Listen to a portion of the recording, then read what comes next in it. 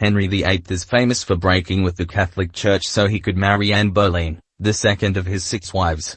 England's infamous king became besotted with Anne, a lady-in-waiting to his first wife Catherine of Aragon. The Tudor monarch's first wife did not give birth to the male heir to the throne that he so desperately craved. So, he appealed to Pope Clement VII for an annulment, claiming that the marriage was invalid because his late brother, Arthur, had also been married to Catherine.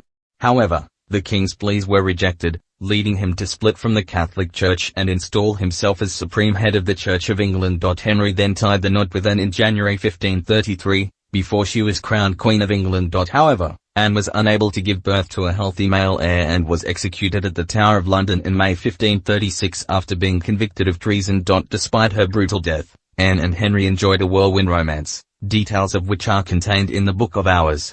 U.S. historian Sandra Vasili was left stunned by Henry and Anne's exchange of flirtatious messages in the manuscript, which is housed in the British Library's archives. Just in, Princess Beatrice broke royal tradition with outfit at Prince Philip's memorial. The author of the 2015 book Anne Boleyn's Letter from the Tower, A New Assessment, gave her reaction after looking at the content of the messages in the Book of Hours and its illustrations. She told Express.co.uk, his selection of the page on which he wrote is the amazing illustration of Christ before he was crucified with wounds all over his back. He talks about how agonized he is and how much he longs for her.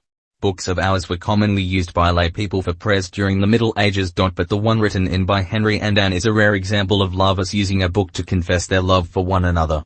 Henry's message to Anne was penned on the page of Christ. He wrote, "If you remember my love in your prayers as strongly as I adore you, I shall hardly be forgotten, for I am yours. Henry are forever." Ms. Vasili, who believes the book was given as a gift from Henry to Anne, was amazed by the illustration. She said, "It's probably at least a third of the way back in this book. The photo does no justice to how amazingly gorgeous and stunning these illustrations are. The colors just jump off the page." She claimed Anne's response to her lover was equally if not more profound, demonstrating her immense intellect. She said, "She writes a very famous couplet, which is attached to her. By daily proof you shall me find to be to you both loving and kind." She didn't just write, "Okay, thank you, Henry. I'm looking forward to being married." She was smart, intellectual and had a great way with words.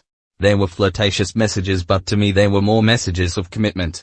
Anne Boleyn's Letter from the Tower, A New Assessment was written by Sandra Vasili and published by Made Global Publishing in 2015. It is available here.